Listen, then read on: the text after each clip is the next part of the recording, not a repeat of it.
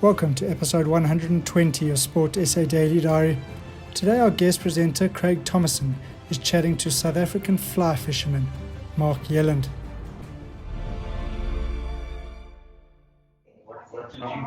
Hey, how's it, Mark? How are you doing? Yeah, good, thanks, Craig. Yourself? I'm very well, thank you. Long time no see. Eh? We've all been hiding away from this COVID.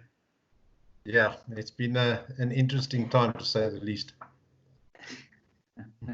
Have you managed to get a bit of fishing in lately, Mark? Yeah, truth is I have, Craig. Yeah, and fishing and a bit of guiding, which has been nice. So,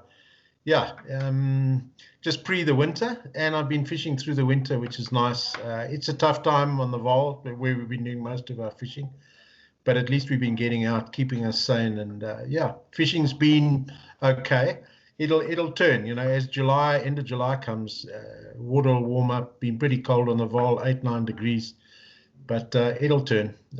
But as I say, been getting out, other people haven't, so we count ourselves fortunate, I guess. Absolutely. Yeah. Great, Mark. Well, I'm glad you're at least scratching that little itch a little bit. A lot of us are champing at the bit out here. But what I'm going to chat to you about is your competitive side of fly fishing. But first, let's just start with, if you wouldn't mind running me through how you got into fly fishing in the first place. That would be great. I think, Craig, like most of us, I've been fishing from a very young age. I think the majority of us started bait fishing and then branched into other forms of fishing. So, I was very fortunate. I had a dam over the road from where I lived, and I think 100 meters from my doorstep to the dam put me in the water. So that's when things started going pear-shaped from a fishing and education point of view. And I did a lot of bait fishing until my early teens, and then I started doing some bass fishing with lures. And the irony of it was that, my dad was always a keen fly fisher, but his fishing tapered off, and that's when I picked it up. So I guess when I was about 17, 18 is when I started fly fishing, and I enjoyed all the other aspects, but I think fly fishing offered challenges, which I think most of us enjoy. And things really went from bad to very bad. I did my last year at Damlin, and I won't say when, that goes back a long, long time. But the door to Damlin and the door to Laxton's hunting and fishing was about 100 meters apart. So that's fundamentally where I met this rogue called Angelo Comas, and my fly fishing career started there effectively.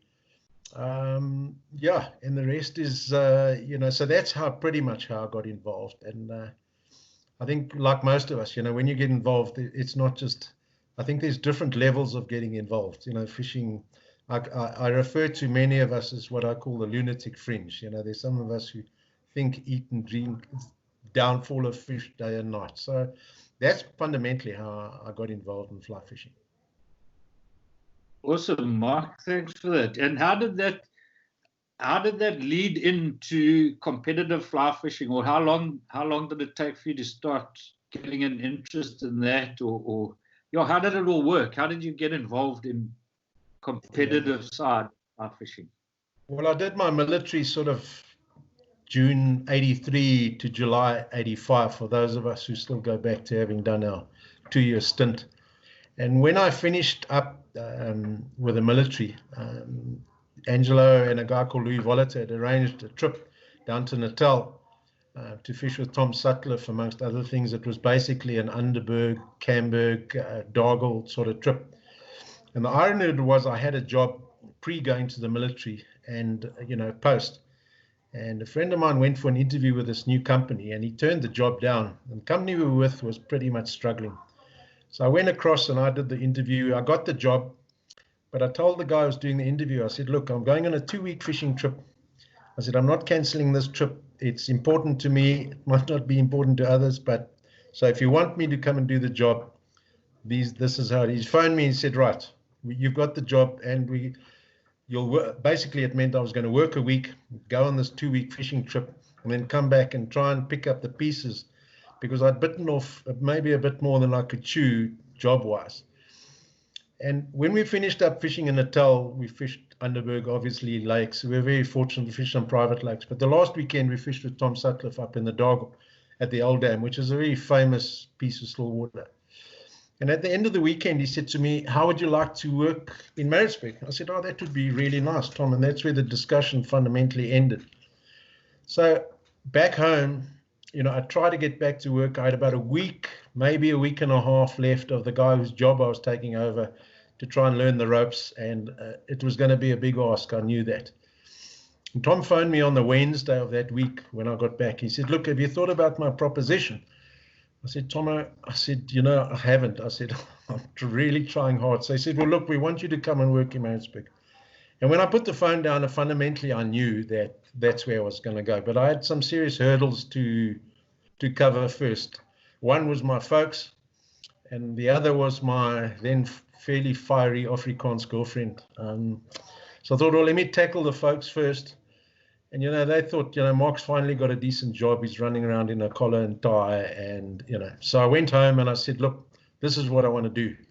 And I was expecting, a lot of resistance, to say the least. And the old man said to me, he said, Mark, if that's what you want to do, you must go and do it. So I didn't need any more encouragement after that. The girlfriend said to me, that's no problem. I'll come down to Maritzburg in 6 months, a year. Let me wrap up what's here. So the rest is really history. I worked for the Fly Fisherman then, the first only fly fishing store in the country. That goes back to 1985 odd. And fundamentally, Hugh Huntley, Tom Sutcliffe, Roger Bart were the directors, and Roger was my sort of direct boss. And I think Roger had designs of me being the rod building guy and the rod fixing guy in the company. But I think after the first hour of instruction, it became very clear that that wasn't my forte. So I spent 5 years in Maritzburg, which I really enjoyed. I was very fortunate. I met Keith Miller literally at the first Fly Fishing Association meeting in Durban. And Keith said to me, I'd obviously done no saltwater fly fishing, and I introduced myself and I said, look, because he was doing a talk on saltwater fly fishing, I said, if you go saltwater fly fishing, please let me know. I'm keen to go with you. And he phoned me, I think, early in the new year. I'd been at the company maybe 3 months. And basically, I went to Roger, my immediate boss director. I said, Roger, I want to go for a week, 9 days, 10 days saltwater fly fishing. He said to me, if that's what you want to do, you must go. And that's where it really, the bug bit. And I enjoyed my stay in Maritzburg a lot. And, now I was fishing fresh. Being in Natal, you're spoiled for choice. From a fly fishing point of view, trout point of view, you've got trout, you've got rivers, some of the best rivers in the country. And Keith lived in Scotland. So he'd phone me and say, look, the shade are here or things are happening, so I could shoot down there for the weekend. And I wrapped up there at the end of, in the early 90s, they wanted me to come and open up a store for them in Johannesburg. And I was a little reluctant to leave Maritzburg, I'll be quite honest. I mean, from anyone who enjoys fishing, you're in nirvana there without a doubt. And that's how I landed back up in Joburg, opening a store. And the truth is, lots of opportunities opened. I didn't think it would, but there were lots of opportunities opened when I got back up there. So that gives you a little bit of history of how I landed up, doing what I did. And eventually spent nearly 23, 24 years in fly fishing retail, which I don't regret at all, So, yeah. That's a long time, Mark. And I suppose one of the advantages of that is in retail, you end up meeting pretty much all the characters in the sport over that many years. So just to focus a bit on the actual competitive angling side of it, Mark. So making various teams, eventually getting up to representing South Africa and traveling overseas and that sort of thing. Now, that's a side of fishing that I don't know much about. I've never taken any part in organized angling, if we can call it that. So I'm pretty interested, and I think a lot of youngsters who are a little more competitive might also be interested just to know the trail you took to get involved in that and how that went. So, let us know a bit. Yeah, I think, the truth of it, in the early days when I got involved in the early 2000s, that's when we picked the first team. It was very much a case of 8 or 10 guys getting together down in Rhodes and can you cast, can you fish a river? I was very lucky. I caught a fish on a dry fly, Fred Steinberg, some of the, the guys who'd been involved. But to give some advice to youngsters, I would say chat to some of the guys who've done their spell in competitive fly fishing.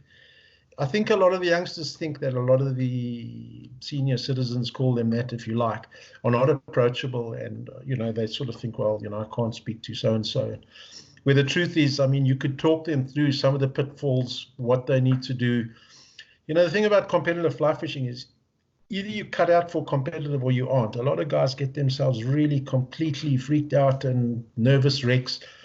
And you need to, I think, I like to give them all the pros and cons, saying, it's going to be expensive. You need this sort of tackle. You need to consider that without discouraging them, because the young guys, they're the guys who are prepared to press the envelope, stay up till 2, 3 in the morning and get up at 4:30 tying flies and try different things.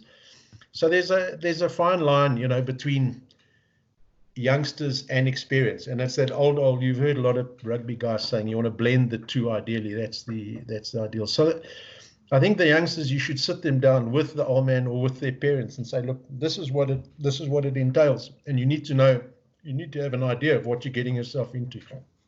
And that advice is available. I mean, in my mind, there are very few of the guys who've competed for long periods of time who wouldn't be prepared to share some of their info. So that's where I would suggest they look and, chat to some of those guys. All right.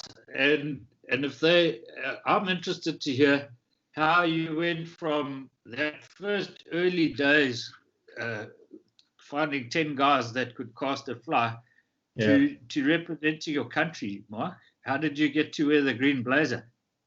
Yeah, look, I think initially we just picked, there was I can't even remember who, there were a couple of guys who selected a team. And a lot of guys were saying, yeah, but how can you select this? Yeah. And I said, look, you've got to start somewhere.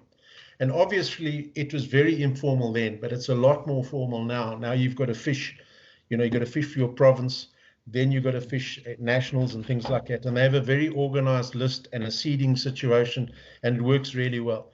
It's very time consuming, and it's quite demanding. So that's one of the things you've got to decide. Am I prepared to, for me, competitive, you're either going to give it 110% or give it a miss. You really need to decide, I'm going to commit to this because it's going to be quite a demanding schedule.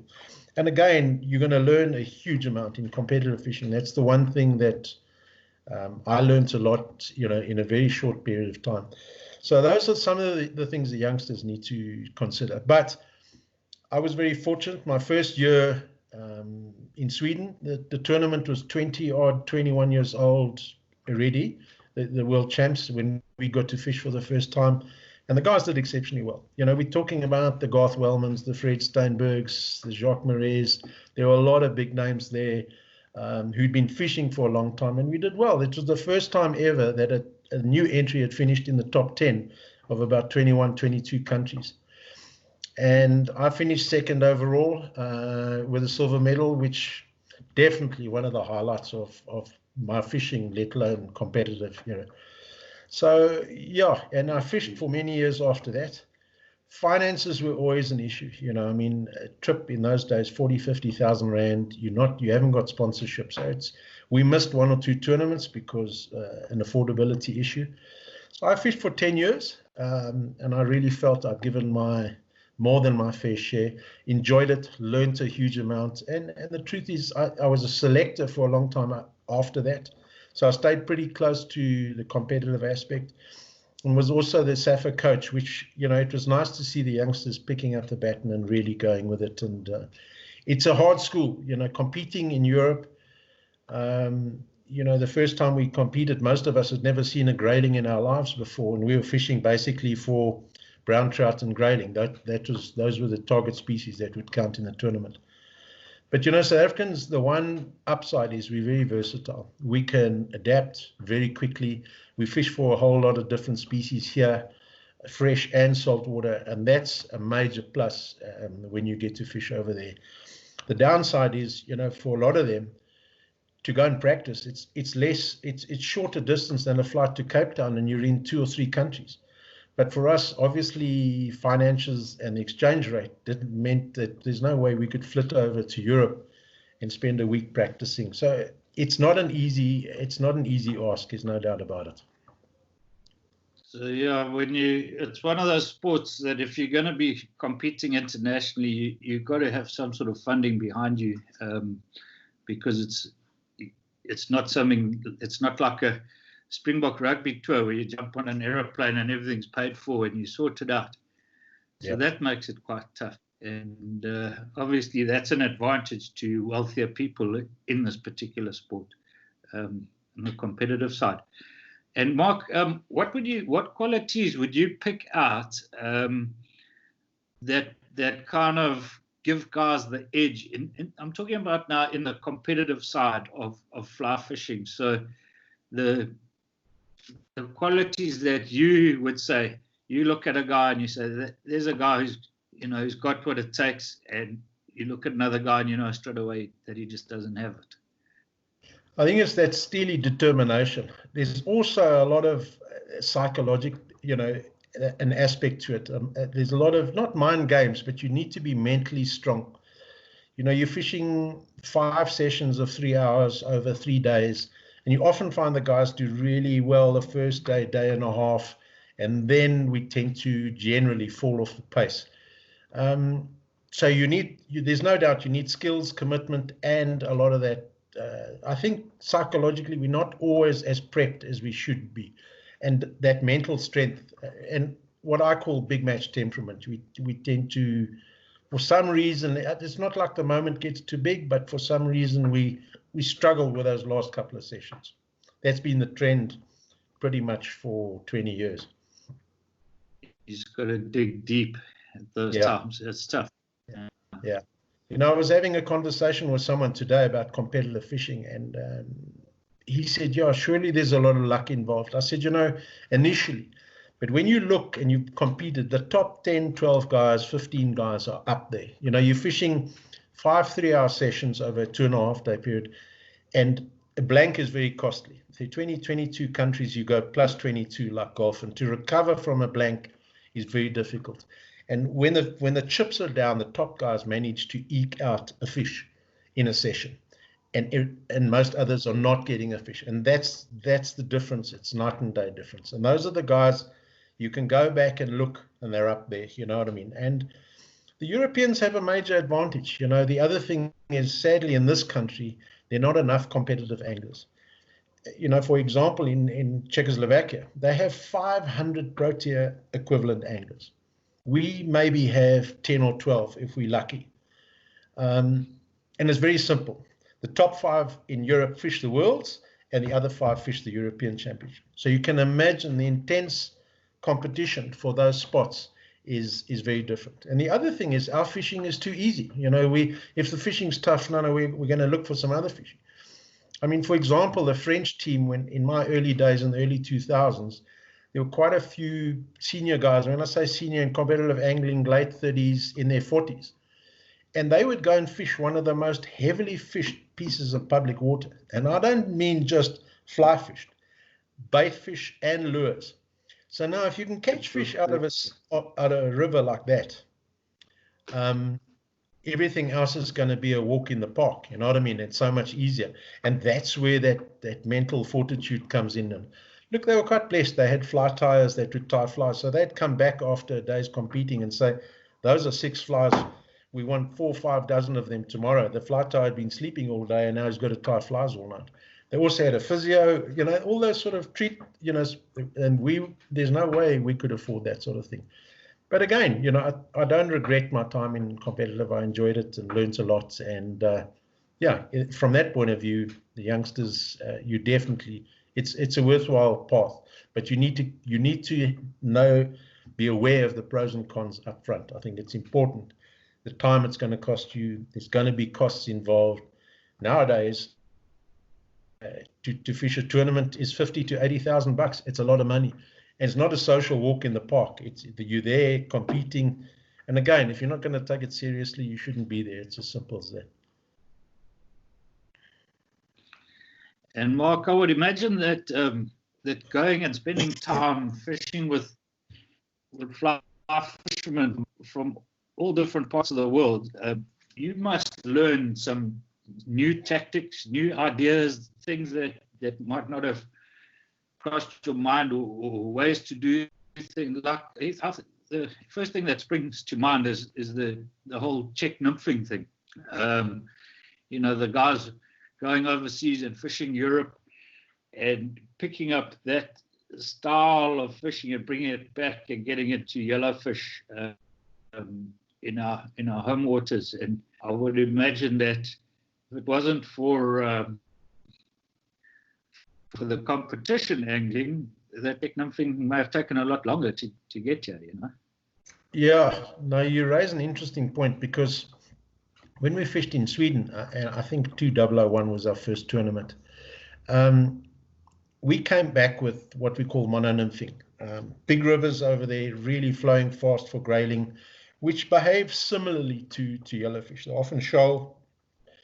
And the Euro nymphing they talk about now, and we've had Polish nymphing, we've had French nymphing, and it's really an extension of what we brought back, what we learnt over there effectively. And it's a case of, it's a baptism of fire. You've got to learn really quickly, otherwise you're going to get left behind. Obviously, techniques have changed, thinner nylons, those sort of things, smaller flyers, different flyers. But fundamentally, it's an extension of what we learned in 2001. And I mean, it's often not pretty, check nymphing or mono nymphing or Euro nymphing, but I've got to tell you, it's seriously effective. 30, 40, 50 fish in 3 hours. Those are the sort of things, depending on conditions, obviously, but it's a very, very effective way of fishing, especially for things like grayling. And yellowfish, as I said, have very similar habits. And the guys who are talented at that sort of thing catch. It's not, we've had 30 to 40 fish in a 3-hour session. Most people would think you're kidding, but it's there, it's been recorded and has been done, especially on the Vaal. And it's proved very effective on a lot of the Natal rivers. And I think some of the older senior citizens who are no longer here would be spinning in their graves when they saw how their fabled brown trout are being caught. But that's progress, as they call it. It's not everyone's cup of tea, but thankfully you can decide you want to go that route or you don't want to go that route. Yeah. Well, I would imagine in competition angling, you can't afford to be purist in any way. Your job is to catch fish. Yep. So when fly fishing for your own enjoyment, you can play with dry flies and so on. But when you relying on catching a fish, and you have to, you're going to use what's most effective at the end of the day. Yeah.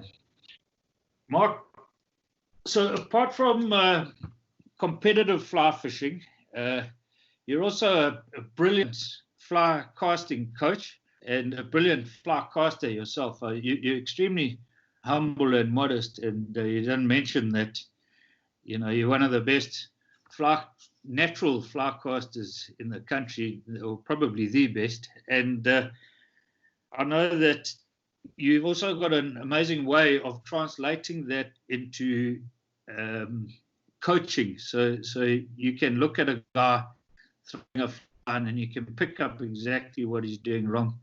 And much like a pro golfer, you can sort out his fly casting quite quickly. And that's quite a nice thing. Are you finding these days that you're not in the retail so much and running around fishing competitions and that? Do you have a bit more time to do that kind of thing, casting clinics, or to help people out if they'd like that? Yeah, I've really enjoyed casting, and I was very fortunate when I started. I remember starting out with a glass Farlow's rod of my father's at 17, 18, and pretty much I think I was very fortunate. I stepped onto a lot of things. I was very fortunate to know guys like Louis Volater, Louis van der Vestes, and I fished with a lot of those fellows who were, very talented casters. And Angelo Comas from Laxton's Hunting and Fishing close to Damlin. He was a southpaw, he was a lefty. But I remember doing a lot of that pre my trip down to Maritzburg. And I know my housemates in Maritzburg thought I wasn't well because I spent many days on the lawn, practicing not only, the casting aspect, but the accuracy part of it. And I've really enjoyed it. And I think I really enjoy the teaching aspect because it's something you've got to, it's good. I always say to people, have a look at someone casting well and someone casting badly, and it's something I really enjoy. You know, small little subtle things. It's something I was helping a friend of mine with his casting this afternoon. Small things. I've been doing a lot of it, and I've had a lot of chance to watch other people casting. You know, again, you know, I've been very blessed to spend time with Tom Sutcliffe, Jack Blackman. A lot of people wouldn't know, you know, Jack. Tom is very much alive and well and a legend. So, but I really enjoy the teaching aspect and sort of just spotting different little things and helping people. And often you've got to try different tacks. You know, a lot of people, the one thing majority of South Africans don't work on their skills. You know, trout are one thing you're talking about, but when you start fishing for wild fish, and they all have a PhD in fly selection, you've really got to up your skill set. And the only I can recommend to people, you've got to get out there, get a lesson from someone who can really put it across in a language they can understand. It doesn't help you pick up the rod and cast 25 meters and put the rod back in their hand and say, here we go. They're going to learn nothing like that. So you've got to spend time, assess where they are, get them to feel comfortable. A lot of them feel really nervous and intimidated. So, you know, those sort of things. But yeah, I've really enjoyed that aspect, and I do a fair amount of it. And I've been really busy guiding, which is, again, something which I enjoy. It's not an easy thing. A lot of people will tell you straight that, look, there's no way I could guide, spend an hour, you know, all day with a client. But again, there's lots of, and you've got to get fishing out of your system. You can't sit there and think, you know what, I wish I was fishing now, sort of things. And often you get scenarios when you're guiding that you don't get when you're fishing. You know, you're talking about once in 10 years sort of scenarios, the fish are going absolutely ballistic. But there's a lot of enjoyment, you know, passing on some skills, people, you know, learning things which for us, maybe because we've been doing it 30 plus years, is old hat. But for them, it's and those are the rewards. And when you catch a fish, often a once in a lifetime fish, and the smile on the client's face, and a lot of clients become really good friends. You know, they come back. And it like most things in life, you look after them, they'll look after you. You know what I mean? They'll come back, they feel comfortable. And everyone, you know, lots of guides, the clients who've been with them for a long, long time. As I say, they're very loyal to those clients, but they're also, more importantly, more comfortable with those people. And people need to work on their skill set. Casting is, you speak to guides all over the world, and you know, there's this perception that fly casting is very difficult. It can be if, you know, a lot of people are expecting this very technical explanation, but if you sit them down and explain in an easy to follow language, it's actually not that difficult, but you've got to practice. I always say to people, every minute you spend on the lawn is worth 30 when you go fishing. You don't ideally want to spend, you know, work on your casting when you're fishing, because now there's a lot happening. You want to catch fish, but if your game's coming apart and you're hanging the fly up in the grass behind you, the frustration levels go up. Get a lesson. You know, the other thing that's really interesting, people go on these very expensive trips all over the world, Seychelles, Brazil, you know, the Amazon, Russia. And the truth is they go very underprepared. You know, they get there and they've got all the gear, but they haven't done any casting, you know, or basics. They've spent a fortune. I'm saying just go to a good casting coach, pay him some money, go for 5 or 6 lessons, get some skills and do some practicing. Most of these trips, you know, you're going on these trips 6 months to a year in advance. So, yeah, and the irony of it is the more you pressure a system, the more difficult the fishing gets and the more the skills become important. There are more fly fishers, there are more fishermen. And if you look at it across the board, you know, you look at the rock and surf guys, the guys who catch the fish, those are the guys that can throw, you know, the bait or the spoon where it needs to be. And if you 20 meters short, 30 meters short, you're short. You're just not in the game. You know, that's really what it boils down to. Yeah.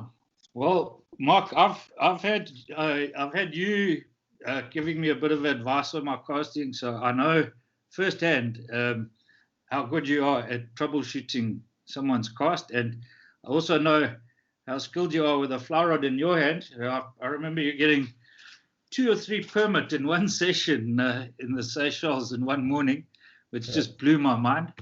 And I think you only had 3 or 4 casts that morning, but yeah, you banged the fish. So, yeah, Mark, I would imagine that anybody taking you or choosing you to take them guiding. Let me just say that again. It will be edited.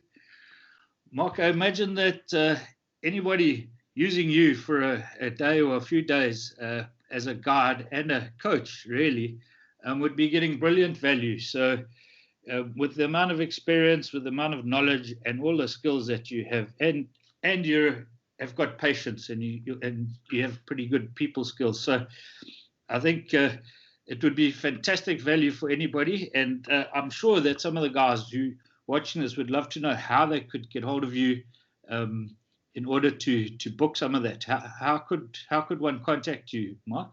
Craig, I think the best is just to use my mobile number. I'll give it to you. It's 083 616 0505. Alternatively, my email address, it's mark.g.yelland@gmail.com. That's the best way. Give me a call. Happy to chat it through. And I think there are a lot of people who could extract a lot more enjoyment. It's not, for me, it's not always about numbers. And there comes a time in your life where you start, people always go through different phases. You want to catch a lot of fish, then you want to catch big fish. Then it becomes important how you catch your fish. And that's the one thing about competitive. A lot of guys, the younger guys, I caught 30 today, I caught 40 today. There comes a time in your life when, I know I was very fortunate when Tom and you were alive. There were certain things that I couldn't understand initially about, being relaxed, getting down to the dam. There's no rush, have a cup of tea, look at the birds with the binoculars.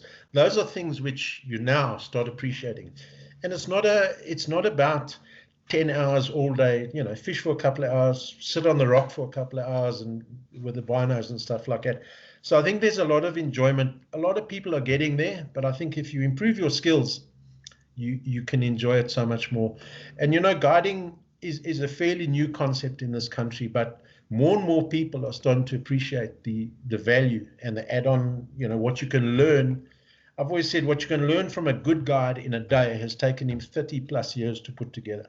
That's really what it boils down to, and I've always said a good guide is worth his weight in gold. You know what I mean? He can get, it's not always about how many fish. You want the guy to come away and say, you know what, I had an absolutely fantastic day today. I learned a huge amount, and that's what's important. A lot of us have been fortunate. We've been doing this for 30, 40 years, and it's that 10,000 hours on the water. And you still learn. As a guide, you can't just sit there on the boat and just let the client go. And you've got to think, okay, we're not coming good here.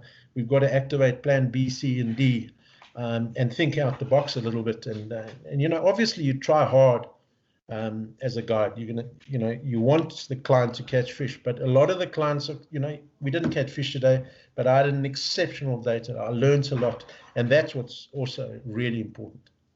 Yeah, well, I always say to prospective clients who are thinking of hiring a guide, I said to, you rent a guide, but you're buying his knowledge because you walk away with it in your head, and it's taken them years to figure that stuff out. Yep. So don't think your day is over when you pay your money and you go home, because you're taking with you a whole lot of experience that you're going to use on your next time.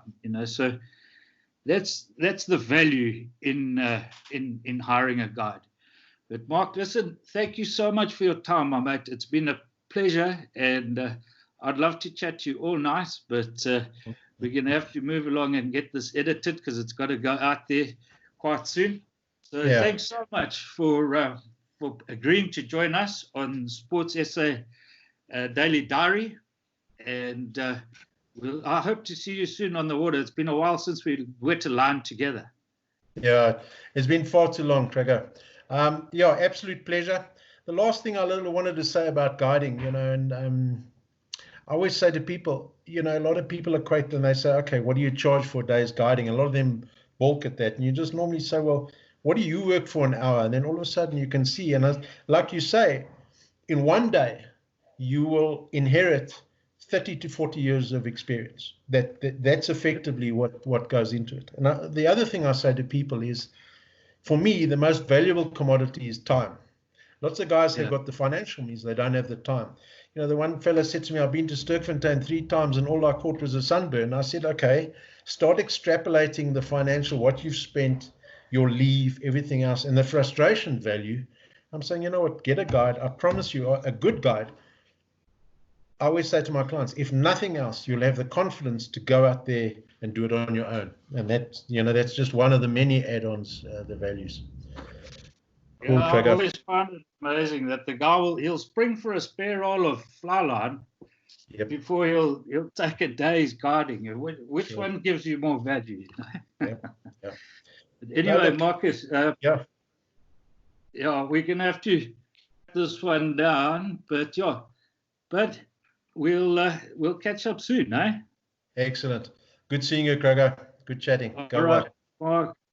Thanks so much for doing this with us, eh? Yeah, Cheers, pleasure. bud. Great. Go well. Ciao. Bye. Bye. Catch us again tomorrow on Sport SA Daily Diary, where we chat to a young lady who's been dominating the women's tennis circuit for years.